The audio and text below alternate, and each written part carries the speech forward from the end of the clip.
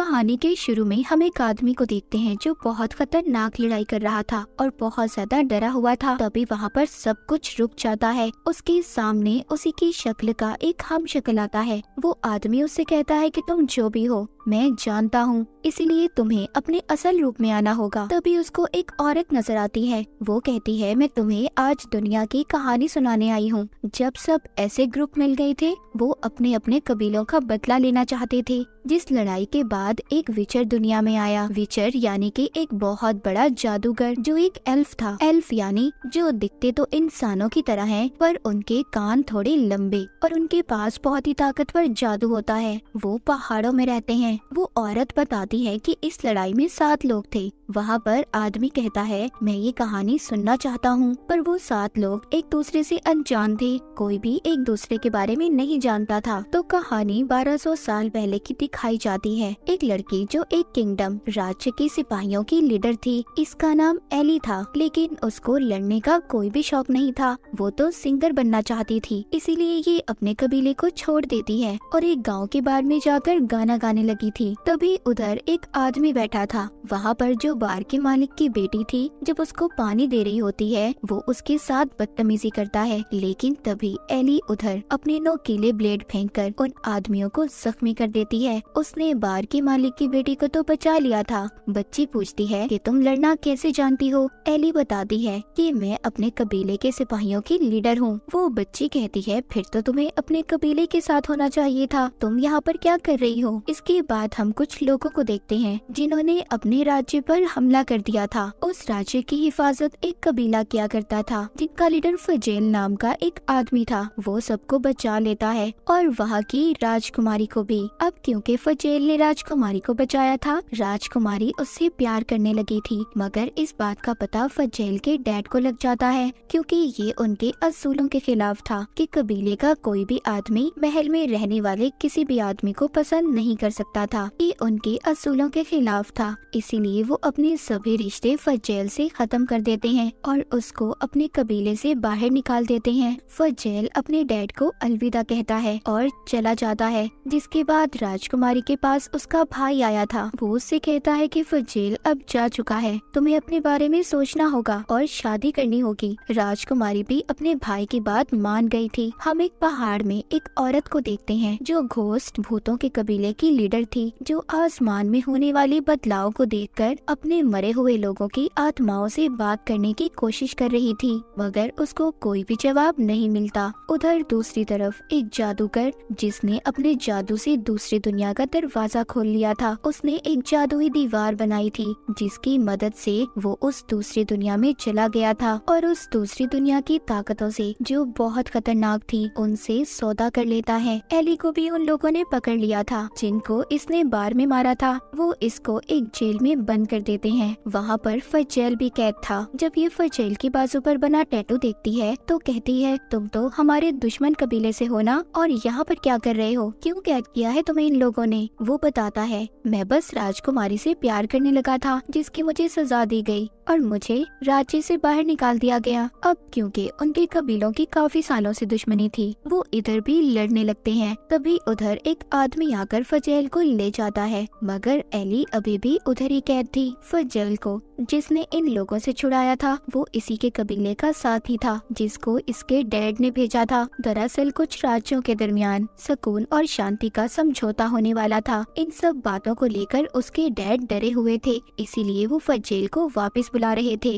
मगर वो जाने से मना कर देता है। जिसके बाद वो एक जगह पर जाता है। वहाँ का मालिक उससे आने से पहले सोने का सिक्का मांगता है, मगर उसके पास सिर्फ एक चांदी का सिक्का था। वो कहता है, मेरे पास सिर्फ एक चांदी है। मगर जब वो अपने गले में लटके हुए लॉकेट को देखता है तो वो उसके पास नहीं था। वो दरअसल किसी और के पास नहीं बल्कि एनी के पास था। उसने वहाँ पर फजेल के लॉकेट की मदद से जेल के ताले को खोल लिया था। जब वो बाहर आती है तो उसे अपने हारमोनियम की आवाज आ रही थी, जो उसकी बहन के पास था। उसकी बहन भी एनी को लेने आई थी। वो बताती है, मॉम चाहती है कि तुम वापिस आ जाओ, सब कबीलों के दरमियान सुकून और शांति का समझौता होने वाला है।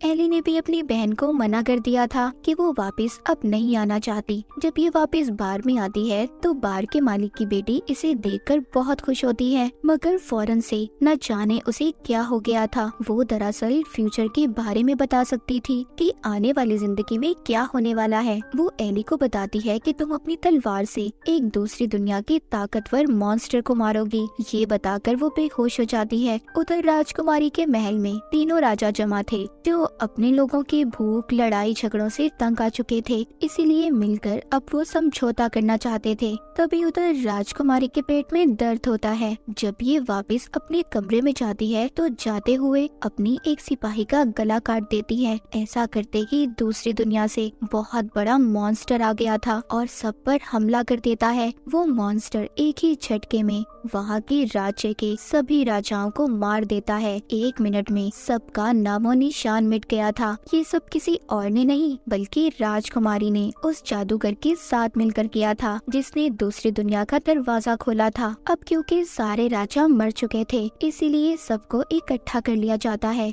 और एक राज्य बनाकर राजकुमारी को वहाँ की महारानी बना दिया गया था। वो अपने नए किंगडम, अपने राज्य का नाम गोल्डन एम्पायर रखती है। सभी एल्फ्स ने भी उसे अपनी रानी मान लिया था क्योंकि उन्हें तो सिर्फ खाना चाहिए था। उधर एली उस बच्ची की माँ के पास आती है जिसने इसको इसके फ्यूचर के बारे में बताया था। वो पूछती है क्या ये जो भी बताती है सच होता है? उसकी माँ कहती है हाँ बिल्कुल सच होता है। अब एली भी अपनी बहन के साथ जाने के लिए तैयार थी, मगर जब ये दोनों जाने लगती हैं तो कोई इन पर हमला कर देता है। इस हमले में एली की बहन मर गई थी। एली उन सिपाहियों से बहुत लड़ती है। उधर इसकी मदद करने फजेल भी आ गया था। ये मिलकर उन्हें मार देते हैं। एली कहती है ये सिपाही 3 अलग अलग राज्य के हैं, मगर इनमें तो बहुत सख्त दुश्मनी थी, तो इन्होंने मिलकर हम पर हमला क्यों किया? कुछ तो गड़बड़ है, मुझे जाकर अपने कबीले वालों को बताना होगा। फजेल कहता है अगर तुम चाहो तो मुझे साथ ले जा सकती हो क्योंकि क्या पता तुम्हें रास्ते में भी खतरा हो, और उसके गले से अपना लॉकेट भी वापस ले लेता है। एली अब फजेल की बात मान गई थी। ये उसके साथ पर्शिया की तरफ निकल पड़ती है। उधर राजकुमारी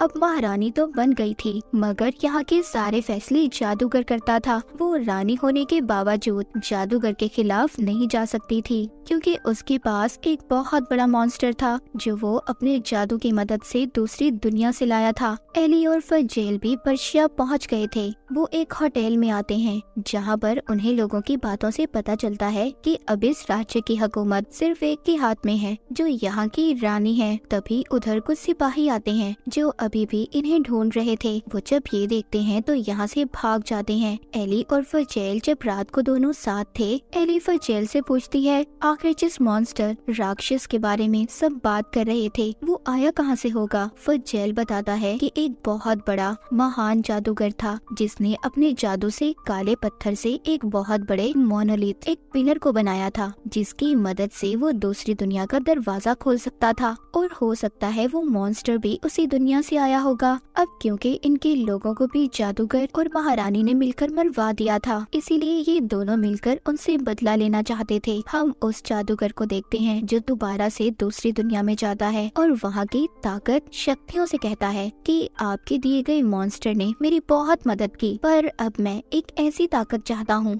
जो सिर्फ मेरे पास हो, जिस पर दूसरी दुनिया की ताकतें कहती हैं कि तुम्हें अपनी सबसे प्यारी चीज को सेक्रीफाइस कुर्बान करना होगा। उधर फजेल और एली मदद के लिए घोस्ट कबीले के लीडर के पास जाते हैं क्योंकि उसके कबीले के लोगों को भी जादूगर और महारानी ने जहर देकर मार दिया था। एली कहती है आपको हमारी मदद करनी होगी क्योंकि आपकी खानदानी तलवार भी उनके कब्जे में है। अगर आप अपना बदला उनसे लेना चाहती हो तो आपको हमारा साथ देना होगा। और इस तरह एली और फजेल के साथ अब घोस्ट कबीले की लीडर भी थी। अब ये 3 हो गए थे। इसके बाद हम एक बोनो की लीडर को देखते हैं जो एक एल्फ के दरवाजे पर जाकर कहती है कि मुझे एक आँख वाले एल्फ की तलाश है। वो बोनो के कबीले की लीडर अपने हथौड़े की मदद से खिड़की को तोड़कर एक घर में चली जाती है और वहाँ से सभी लोगों को मार देती है जिन्होंने इसकी दोस्त को मारा था। महल में महारानी का भाई जादूगर के साथ था। था। जादूगर उससे पूछता है क्या फजेल और एली को पकड़ लिया है? वो कहता है नहीं, उनकी तलाश जारी है। उधर फजेल और एली पर्शिया के शहर में आकर एक बैंक में जाते हैं। वो वहाँ से पैसे लेकर अपने साथ कुछ और लोगों को शामिल करना चाहते थे, क्योंकि जादूगर से लड़ना कोई आसान बात नहीं थी।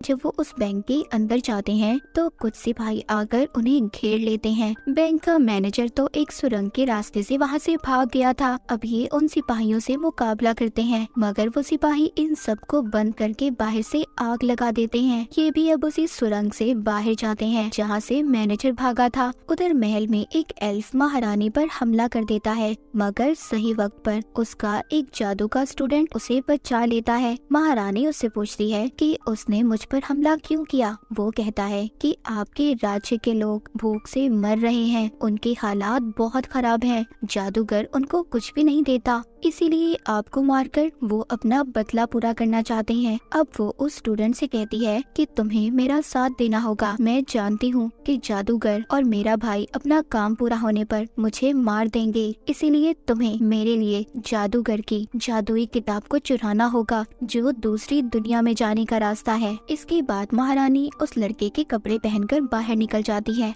और अपने राज्य का हाल देखती है। सब लोग एक दूसरे से भीख मांग रहे थे, खाने के लिए किसी के पास कुछ खास नहीं था। उसको ये देखकर बहुत हैरत होती है। उधर जंगल में फजेल और एली थे, जिनके साथ घोस्ट कबीले की लीडर भी थी, जो उन सिपाहियों के हमले से बहुत ज्यादा जख्मी हो गई थी। इसीलिए फजेल और एली उसको एक जगह बिठाकर उसके लिए जड़ी बूटियाँ लेने जाते हैं। तभी उन्हें एक आदमी मिलता है जिसके पास उनको पकड़ने का पोस्टर था। वो कहता है जिसकी तलाश में तुम हो, मुझे भी उन लोगों से बदला लेना है। उन्होंने मेरे पूरे गांव को खत्म कर दिया, मैं तुम्हारे साथ जाना चाहता हूँ। एली ने उसको भी अब अपनी टीम में शामिल कर लिया था। अब ये 4 लोग हो चुके थे। उस हमले की वजह से घोस्ट कबीले की लीडर बहुत जख्मी थी, क्योंकि उसको जहरीली तलवार से मारा गया था। उधर ही वो आदमी जो इनके साथ शामिल हो गया था, वो कहता है कि मैं एक जादूगरनी को जानता हूँ जो अपने जादू से इसको ठीक कर देगी। जब वो उन्हें उनके पास लेकर जाता है तो रास्ते में चारों तरफ धुआं था।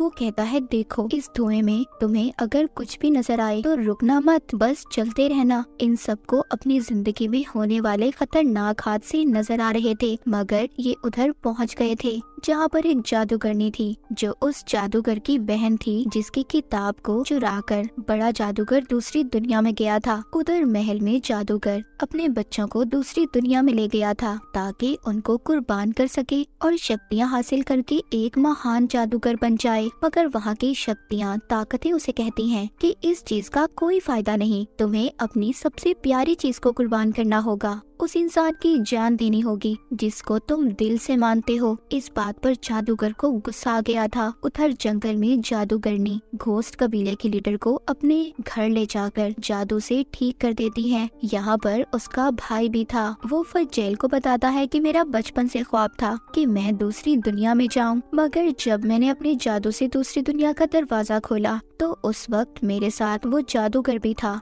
वो दुनिया तो बिल्कुल बंजर थी। वहाँ मैंने एक बहुत बड़े मॉन्स्टर को भी देखा था, जिसे देखकर मैं डर गया था। पर जब हम वापस आए तो जादूगर ने मुझे कैद करके मेरी जादुई किताब को ले लिया और मैंने अपनी आंखों से तुम्हारी बहन को मरते देखा है, जिसे महारानी ने मारा था। बाद में उस जादूगर ने सबसे ये कह दिया कि मैं दूसरी दुनिया में खो चुका हूँ, मगर अब जमीन और आसमान के बदलाव को देख रहे हो, हमें जल्द ही कुछ करना होगा, इन सबको बचाना होगा। मेरे पास एक मोनोलिथ है जो हमें सीधा जादूगर के मोनोलिथ तक लेकर जाएगा। अब ये ऐसा ही करते हैं। मगर ये दूसरी दुनिया में पहुंच गए थे, मगर वहाँ पर इनके पीछे एक बहुत बड़ा सेंटीपीड मॉन्स्टर पड़ जाता है। लेकिन जल्द ही ये अपनी दुनिया में वापस आ गए थे और जादूगर ने उसका भाई अपने जादू से दूसरी दुनिया के दरवाजे को बंद कर देते हैं।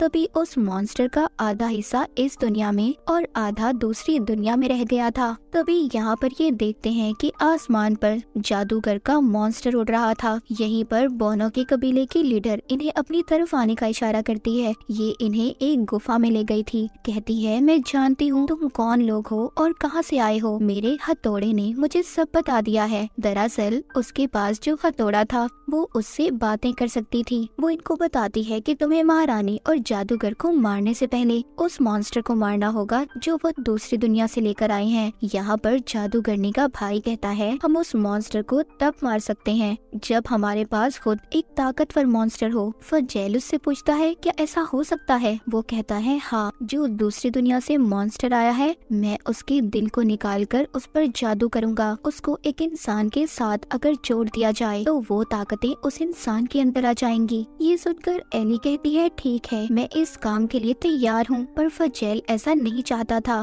कि एली ऐसा करे। वो उसको मना कर रहा था। उधर महल में उस स्टूडेंट ने जादुई किताब को चुरा लिया था, मगर जादूगर उसे ऐसा करते देख लेता है और उस पर अपने जादू से हमला कर देता है। लेकिन जब वो ऐसा कर रहा था तभी उधर महारानी और उसका भाई आ गया था, जिन्होंने जादूगर की बेटी को पकड़ा हुआ था। वो उस स्टूडेंट को छोड़ने की धमकी देते हैं। इधर जंगल में एली और फजेल दोनों साथ थे। वो अब एक दूसरे को पसंद करने लगे थे। जब सुबह होती है तो एली किसी के चीखने की आवाजें सुनती है। वो गुफा के अंदर जाकर देखती है तो फजेल ने उस दवा को पी लिया था जिसको एली खुद पीकर मॉन्स्टर से जुड़ने वाली थी। फजेल बहुत ज्यादा तड़प रहा था, पर जादू करने का भाई उसको दवा पिलाकर तैयार करता है। महल में महारानी ने जब जादूगर को कैद कर दिया था और उसकी जादुई किताब को चुराकर दूसरी दुनिया में जाना चाहती थी ताकि अपने राज्य के लोगों के लिए अनाज ला सके, पर वो स्टूडेंट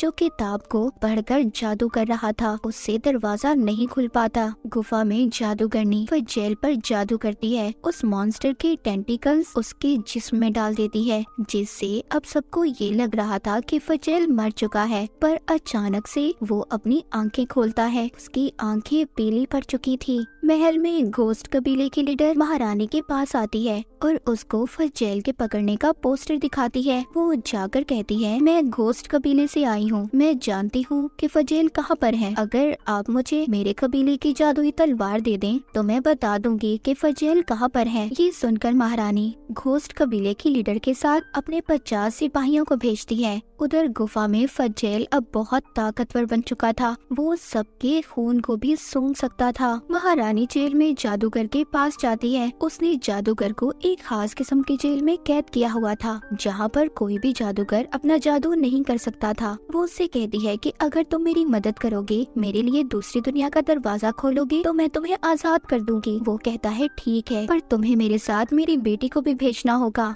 उधर जब फजेल और एली महल की तरफ बढ़ रहे थे तभी उधर घोस्ट कबीले की लीडर महारानी के भेजे सिपाहियों के साथ आ जाती है, जिसे देखकर एली को ऐसा लग रहा था कि इसने इन्हें धोखा दिया है। पर तभी उधर कुछ दूसरे सिपाही आकर इन्हें मार देते हैं। अब ये सभी उन सिपाहियों के कपड़े पहनकर महल में आ गए थे। वो सभी फजेल को बंदी बनाकर महल में ले आए थे। इधर ही महल में जादूगर दूसरी दुनिया का दरवाजा खोल रहा था। उसके साथ ही रानी अपने भाई और अपने कुछ सिपाहियों को भेजती है ताकि ये उधर से अनाज ला सके, क्योंकि जादूगर ने कहा था कि दूसरी दुनिया में बहुत सारा अनाज है, बहुत सारा खाना है। लेकिन यहाँ पर आकर जादूगर अपनी बेटी को मार देता है। उसने उसकी कुर्बानी दे दी थी और उन सिपाहियों को भी जो महारानी ने भेजे थे उन्हें भी मार देता है।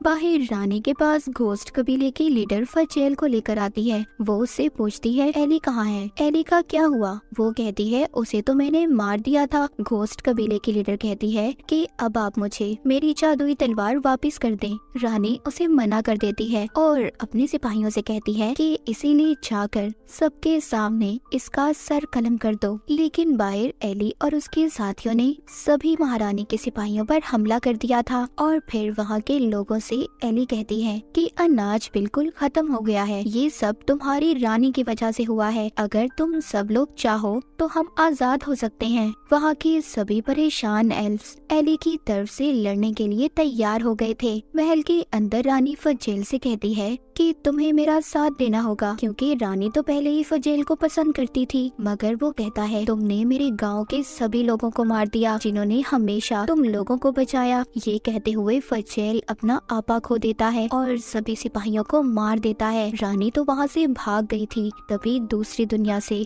आया हुआ बहुत बड़ा मॉन्स्टर फजेल पर हमला कर देता है। उधर घोस्ट कबीले की लीडर सभी सिपाहियों को मार देती है जो उसे मारने ले जा रहे थे और महल का दरवाजा खोल देती है। बाहर से सभी एल्फ्स लड़ने के लिए तैयार थे। एली बाहर रानी के पास आती है और उससे कहती है, तुमने जादूगर के साथ मिलकर ऐसा क्यों किया? वो कहती है, मैं तो सिर्फ अपने राज्य के लोगों को बचाना चाहती थी। एली उससे कहती है, तुम एक बेवकूफ रानी हो, इससे ज्यादा कुछ नहीं, और उसके पेट में चाकू मार देती है। रानी अब जख्मी हो चुकी थी। वो अपनी कुर्सी पर जाकर बैठ जाती है। जब वहाँ पर उसके राज्य के लोग उसे मारने आए थे तो वो अपने पेट से चाकू निकालती है और मर जाती है। जादूगर भी दूसरी दुनिया से वापस आ चुका था जिसके पास अब बहुत ज्यादा ताकत थी। वो जादूगरनी और उसके भाई पर हमला कर देता है। उधर बहुत बड़ा मॉन्स्टर फजेल को मारने की कोशिश कर रहा था, लेकिन एली उधर आकर अपने चाकू से उस मॉन्स्टर की आंख पर हमला कर देती है